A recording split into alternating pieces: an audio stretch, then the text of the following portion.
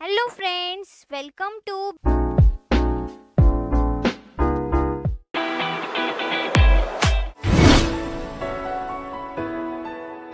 आज आपण पाहणार आहोत 8th क्लास इंग्लिश युनिट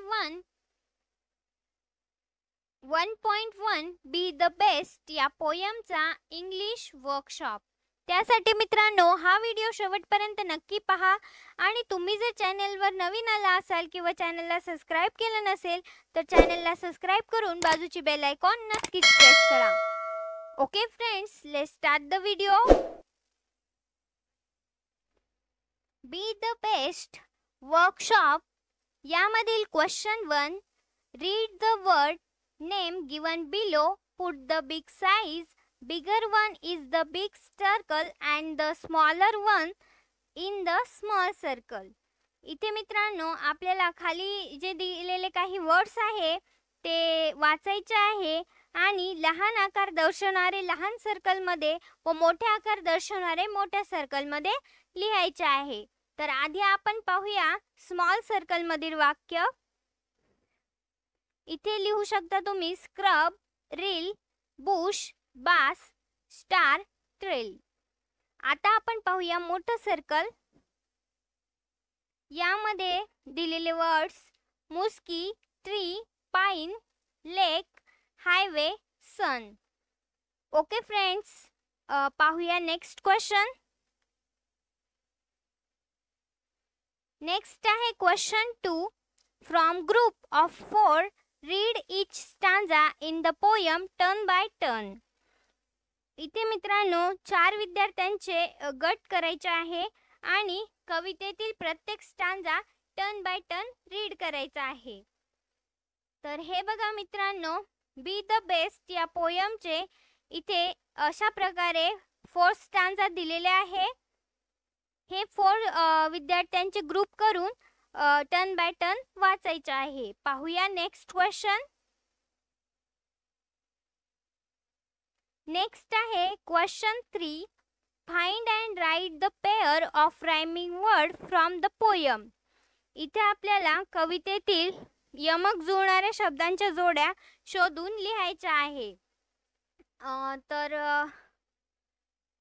याचा आन्सर आहे the rhyming pair from the poem A, hill, reel, B, grass, bass, C, screw, do, D, trill, fill। तर मित्रांनो अशा प्रकारे या कवितेतील रायमिंग पेअरच्या काही जोड्या आहे। तुम्हाला हवा असेल तर तुम्ही कवितेतून शोधून अजून रायमिंग वर्ड्सचे पेअर इथे लिहू शकता। पाहूया नेक्स्ट क्वेश्चन। नेक्स्ट आहे question 4, complete the following with appropriate word from the poem। इथे कवितेतील योग्य शब्द किंवा वाक्यप्रचार लिहून पुढील वाक्य आपल्याला पूर्ण करायचे आहे। First one is done for you.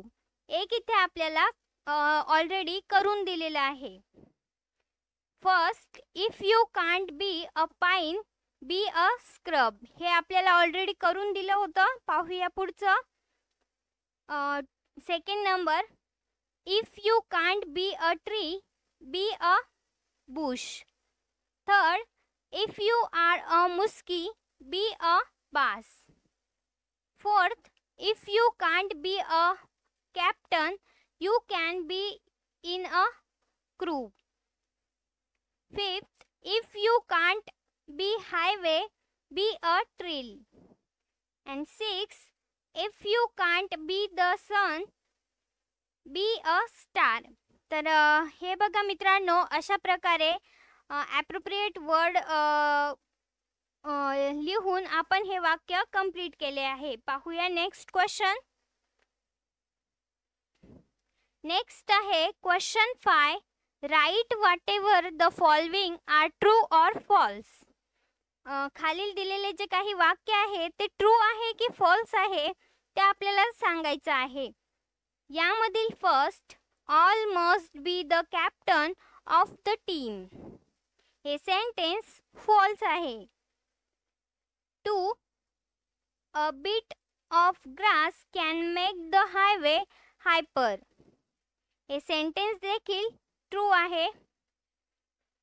Third, we win or false depending upon size or position.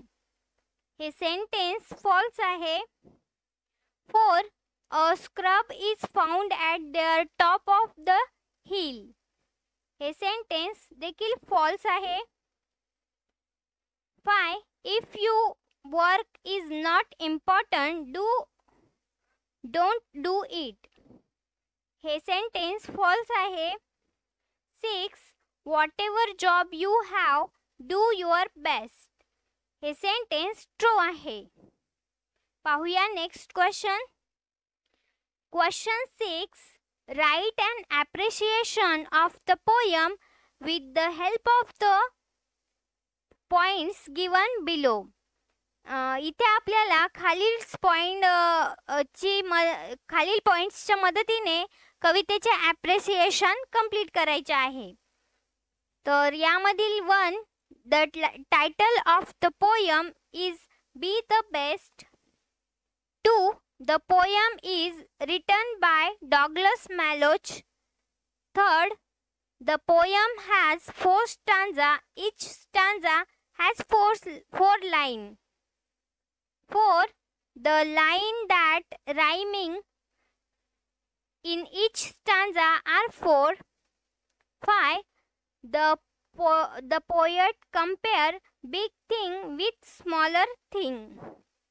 6, if you can't be is a repeated expression in the poem.